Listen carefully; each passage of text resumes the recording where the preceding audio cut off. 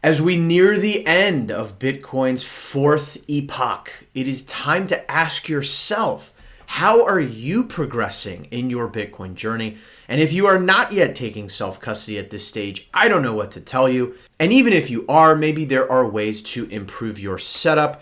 A good hardware wallet is crucial in either case. And that is why today I am excited to be covering a tutorial on the Keystone 3 Pro. Let's jump in.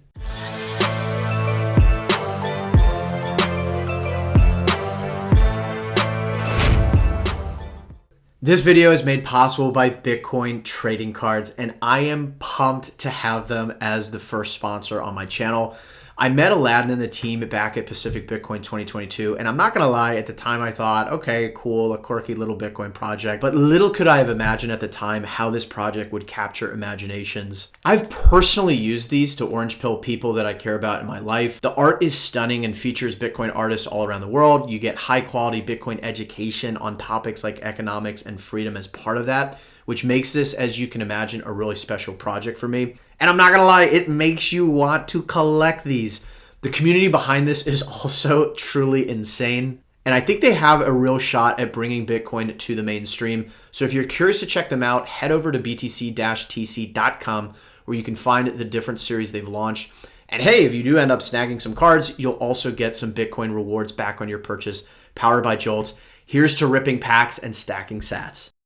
So I've done a video on this channel on one of the former Keystone models, and I personally think Keystone doesn't get as much love as it probably should from the Bitcoin community. I'm not totally sure why. I think one of the potential reasons is that by default, it supports, many crypto assets, not just Bitcoin.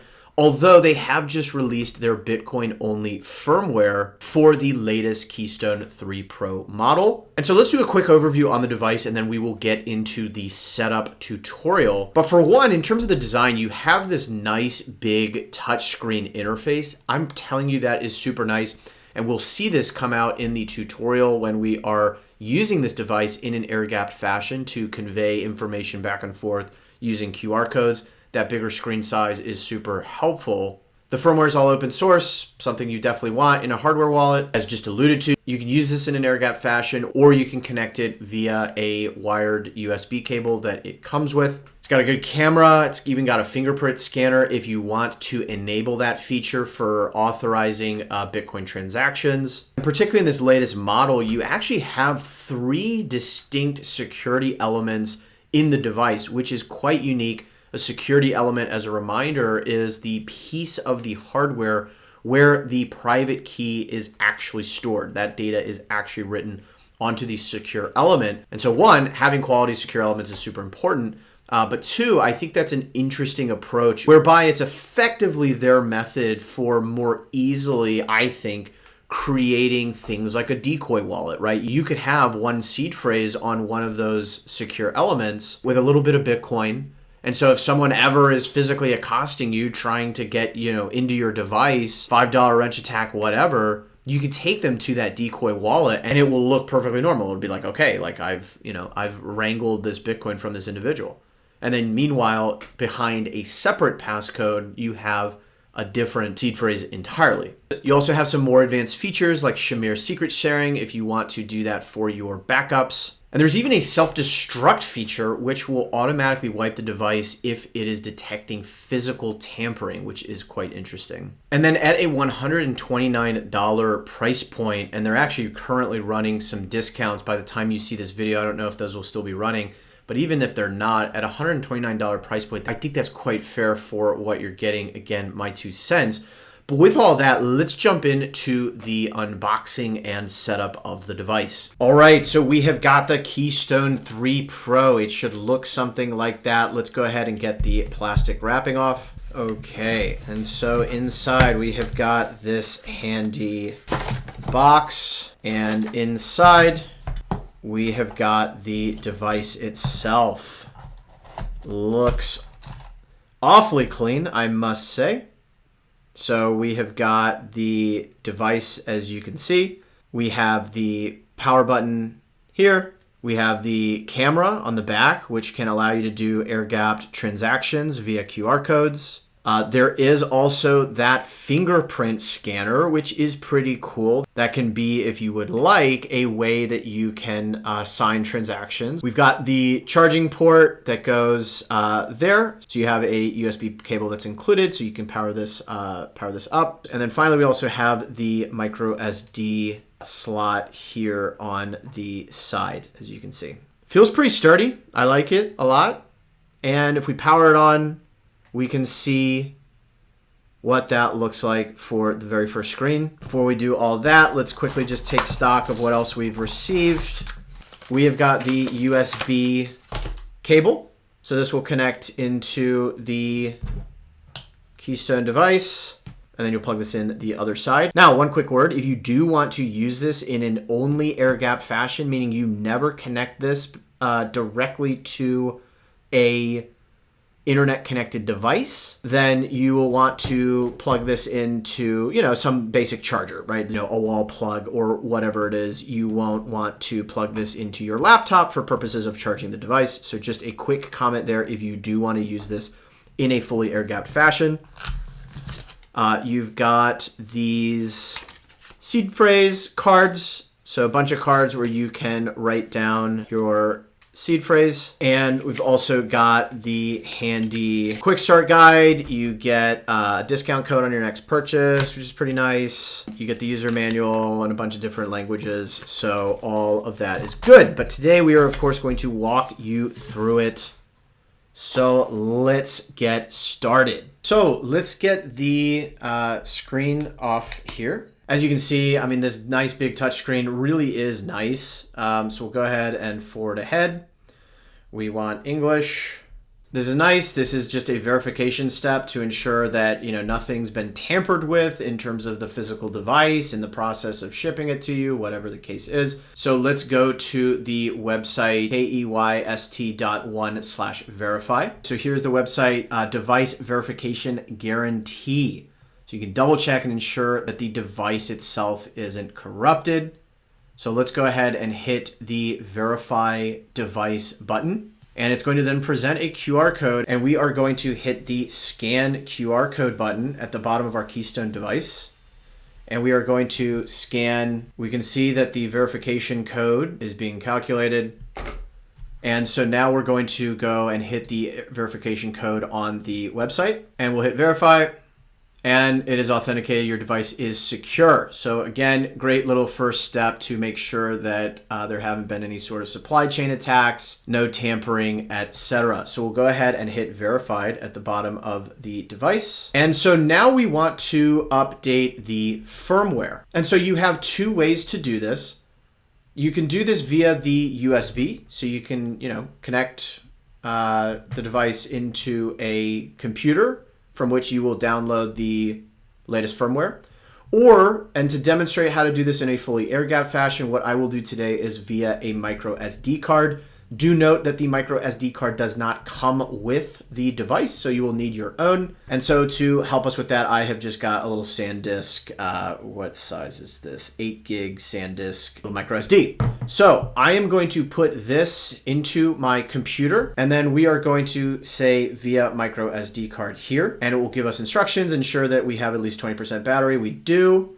And then we will go to this web page for their firmware. Okay, so I am on Keystone's firmware website. I will, of course, put all these links in the description down below. And I have got my micro SD card in my computer. So I'm going to go to the Bitcoin only firmware option. And I am going to do the SD card update. And so this is also important. It depends on what you currently have installed. So I'm assuming I have the multi-coin firmware currently installed on the device. So I am going to select this first option. But if you somehow, for some reason, had existing Bitcoin only firmware, you could do this second one. So I'm going to choose this first one and assume that I am right. So you cannot revert or upgrade to the multi-coin firmware once you install the Bitcoin only firmware. That is an important note, I understand. And so that has now downloaded. Okay, so as we can see, we have got the Keystone firmware file. We're going to just drag that over to the micro SD card. So I've got the Keystone firmware now in the micro SD card. I'm going to eject that from the computer. And now back with the device, I am going to get the micro SD into the slot here. And so it'll go in like this. You should hear the nice little click. So that's all good. And now we will hit update.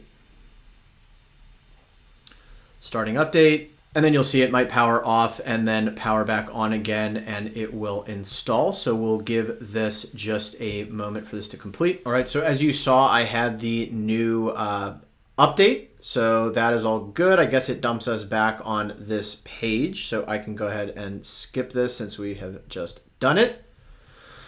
And now we are brought to the page where we can create our new wallet. If we do want to import an existing seed phrase, we can do that. It'll have us set a PIN code first, but let's go back and create a new wallet, so a new seed phrase. And we will set a 6-digit PIN. This is very important. This will unlock the wallet on this device. It will also be required when you authorize transactions if you want to send value out of that. And so I will make a PIN and be right back. Okay, so after re-entering your PIN, you can give a name. You can even put an icon if you want. And this is nice, going back to that 3 secure elements supporting 3 seed phrases. Like, this is nice. You could say, you know, you could make this your decoy wallet.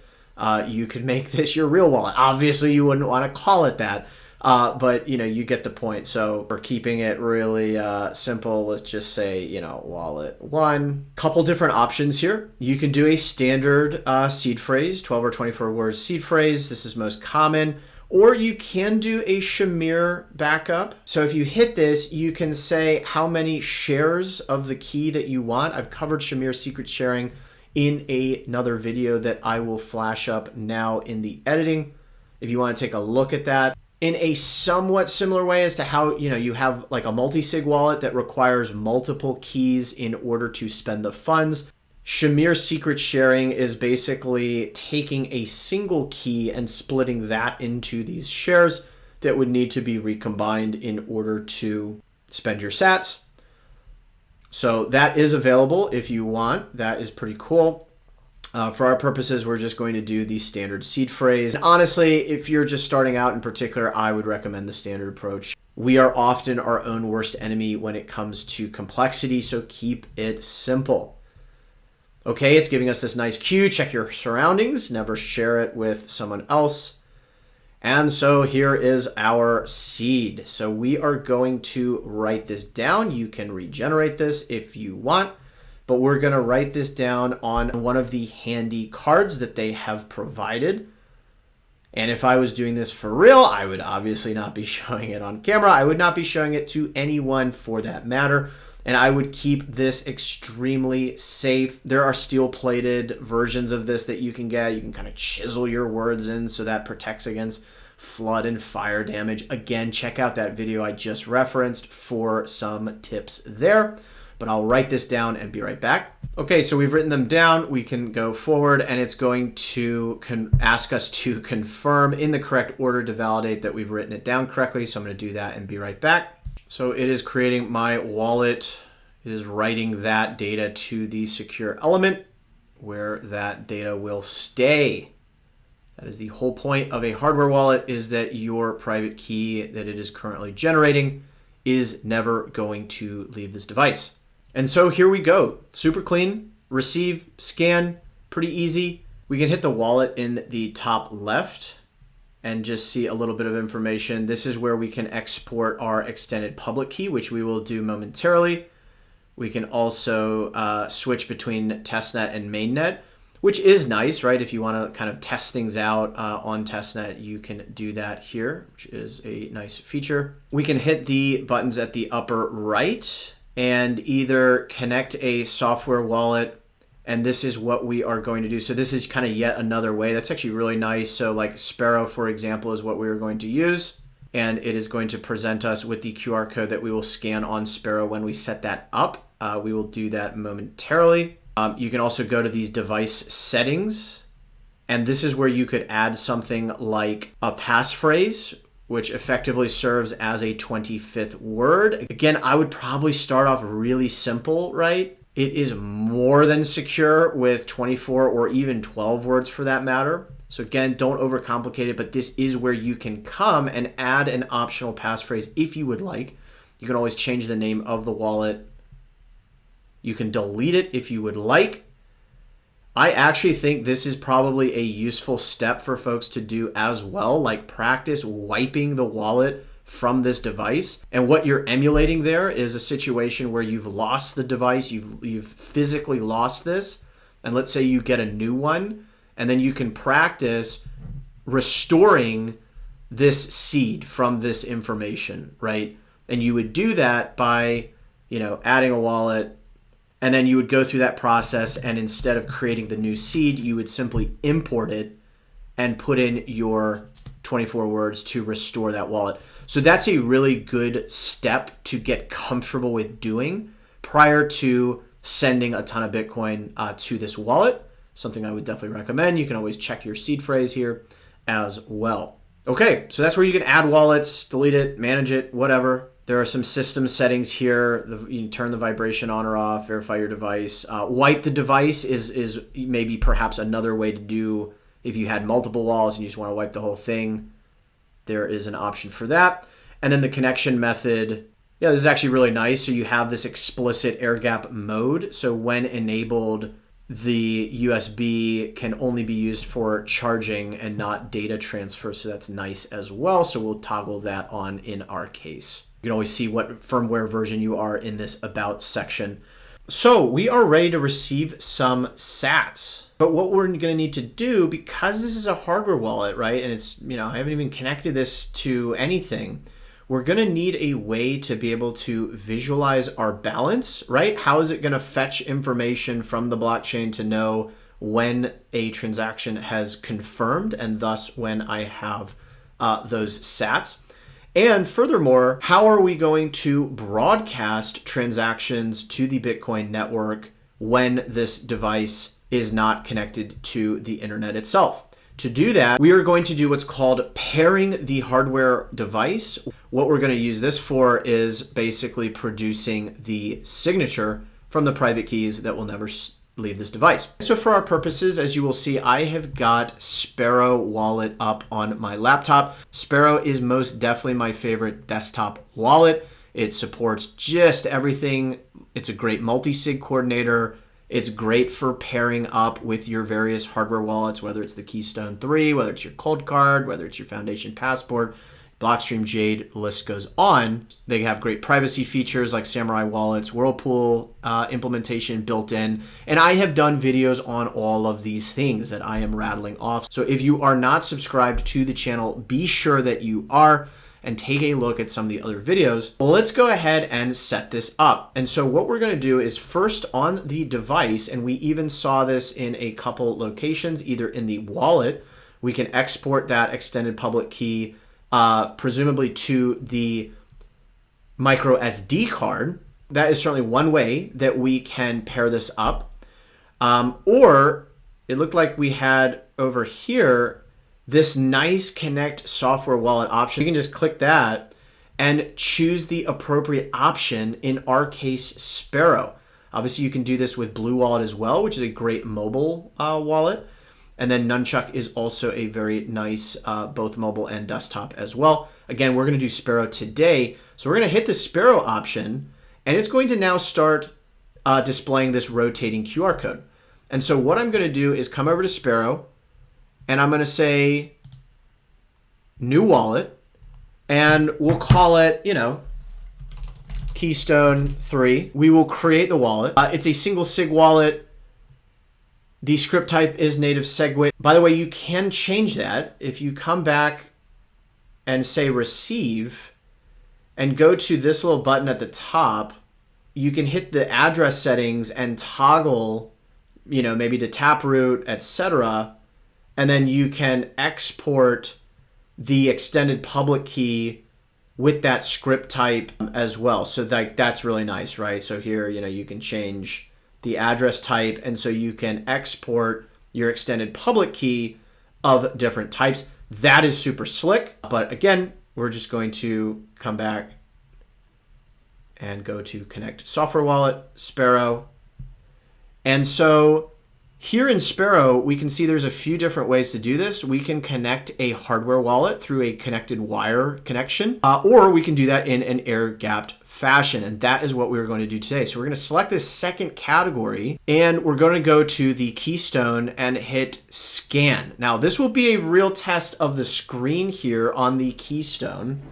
Okay, so that is actually very exciting. My computer's camera, the native camera, is a piece of crap. And so on hardware wallets that don't have this nice giant screen, I have always struggled to import extended public keys, which is what we just did, to Sparrow using QR codes. So that's really nice. That is a huge, huge plus for the Keystone, and the screen size here makes it really easy. And so you will see that we have imported our extended public key from the device to Sparrow. So we have paired up Sparrow with our device here. And we can verify that in a few ways. First, we can come over to the dots here. We can go to device settings. We'll go to wallet settings, and you can see that master fingerprint 613 blah, blah, blah, blah, blah. You will see that that aligns exactly with the master fingerprint here. So you know that the pairing has been successful. By the way, speaking of fingerprints, if you go to the fingerprint settings, that's actually where you can you put in your PIN, and that's where you can set your thumb, your fingerprint, for authorizing transactions, which is very nice. Another way we can verify that the pairing has been successful is if we go to the receive tab here, and we can take note of address 0. So this is the very first address that our wallet has generated. And if we come to Sparrow, we'll just hit apply here in order to finalize this.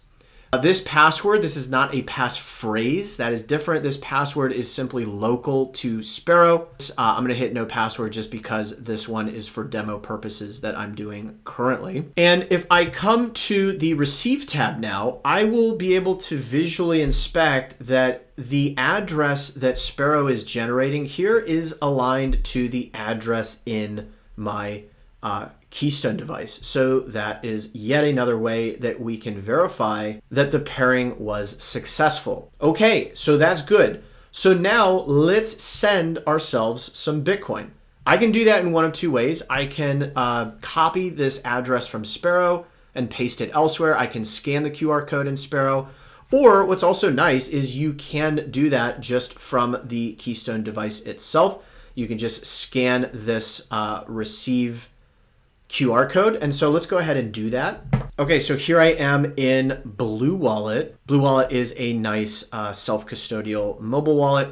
And I just have an old wallet on here with not a whole lot of sats, 16,500 sats.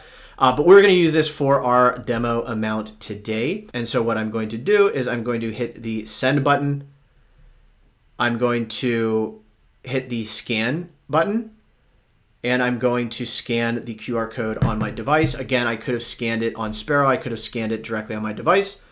There is the address. Let's do, the total amount, use the full balance. Yes. So we're doing the max. And the fee, I think fees are pretty chunky right now. Yep, 47 sats per virtual byte. Whatever, we're going to do it. Let's hit next. And so I am sending 11,000 sats. Again, I'm paying that chunky fee, as we can see, but for demonstration purpose, it is fine. I will send that now.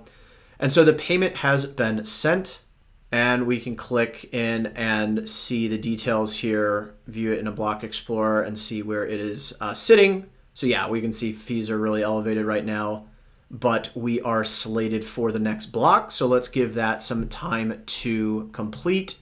And if I come back to my transactions tab here in Sparrow, you can see that that is also reflecting. So Sparrow wallet is connected in this case to my own personal Bitcoin node. You don't have to have that to use Sparrow, but that is yet another nice feature of Sparrow. You can connect your own Bitcoin node to it.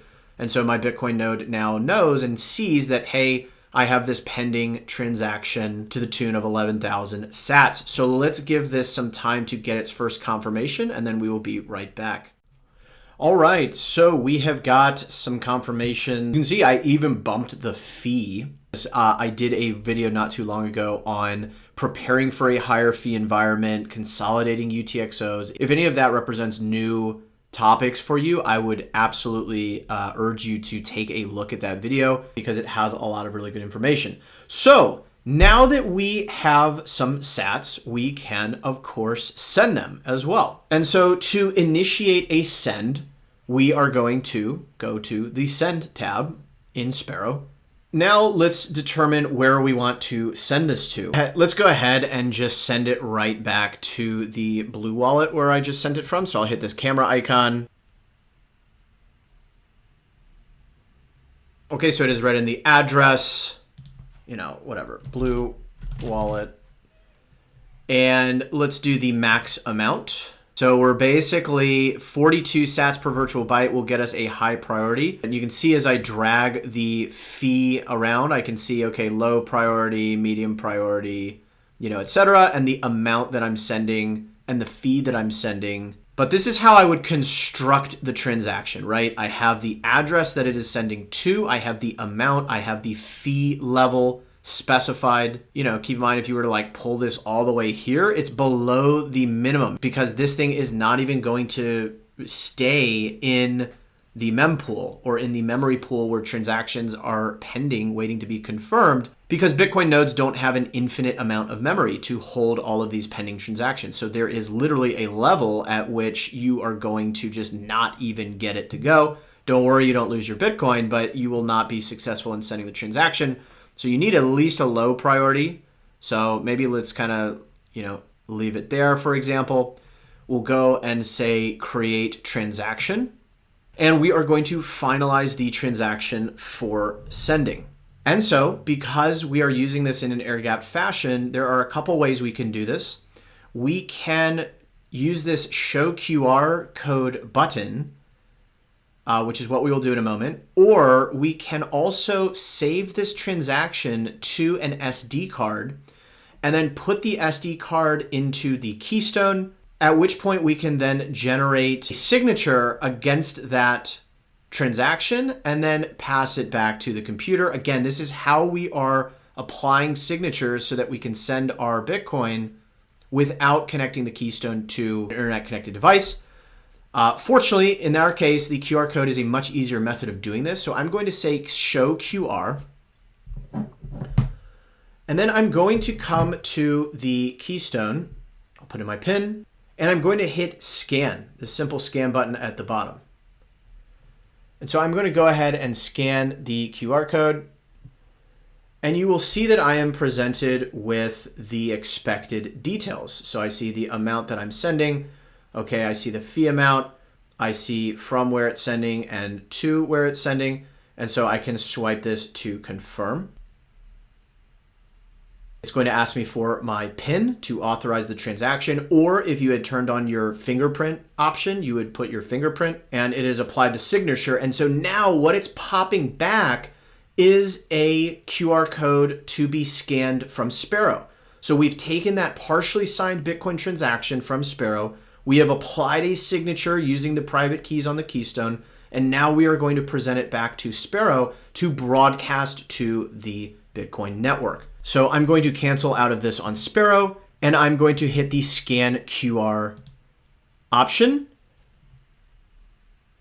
And we are going to scan this bad boy. All right, and so as we can see, it has read in successfully that properly formed signature. We have got a fully ready to go transaction, and we can now hit broadcast the transaction, and that is now sent. We have now sent the value. And if we pop back into our Blue Wallet, we can indeed see that we have got this value pending. Now, I'm in the process of confirming this. I don't think the Keystone 3 yet supports multi-sig, at least through Sparrow. I have seemingly confirmed that through one of their kind of community blog posts. But again, sit tight. Make sure you're subscribed to the channel, because once multi-sig support is out, I will likely come back and do another video on the Keystone 3 as one of the signers in a multi-sig quorum. But with all that, let's go ahead and conclude today's video. All right, so there you have it. We took a look at the Keystone 3 Pro, and I must say it is a nice device. I don't know if it's a personal preference, I love the touchscreen. I love the ability to much more easily convey data through QR codes that makes it usable. And I'm excited to see this continue to develop. As I mentioned, I do think multi-sig support is coming soon. But I'm curious to hear, what are your thoughts? What do you think of the Keystone 3 Pro? Have you used Keystone products in the past? Are there other hardware wallets you prefer? Let me know in the comments down below. But I hope you found this valuable and insightful. If you did, you already know what to do. Give this video a like. Use the share feature underneath this video. That really does help get this to a broader audience. And if you were so enamored with this content, you want to donate to a pleb, which really does help me continue to make these videos. You can do so in a number of ways. You can use the YouTube Super Thanks feature built directly into YouTube. Or if you want to send sats my way over the Lightning Network, you can send it to my Lightning address, me@www.ianmajor.xyz or ragermajor@getalby.com. And lastly, for the many of you that have asked how you can get in touch with me for deeper questions, obviously I'm going to be active as I can be on the comments on the videos, but as the channel grows, it is getting tougher and tougher to do that and keep up with that. And so for people who are serious, who want a little bit more hand-holding, one-on-one consulting, mentorship, whatever it is, on whatever topic, you can reach out to me on vita.page/IanMajor or vita.io/IanMajor. I'm now working with clients one-on-one on a wide range of topics, from how to run a node, how to take self-custody, how to use a multi-sig, how to think about Bitcoin inheritance, how to accept Bitcoin payments for a business, all that and more. So reach out to me there if you would like to connect. But with all that, we'll go ahead and leave things here. As a reminder, every sat counts, especially if it is locked in cold storage on our hardware wallet. And until next time, my friends, I'll see you then.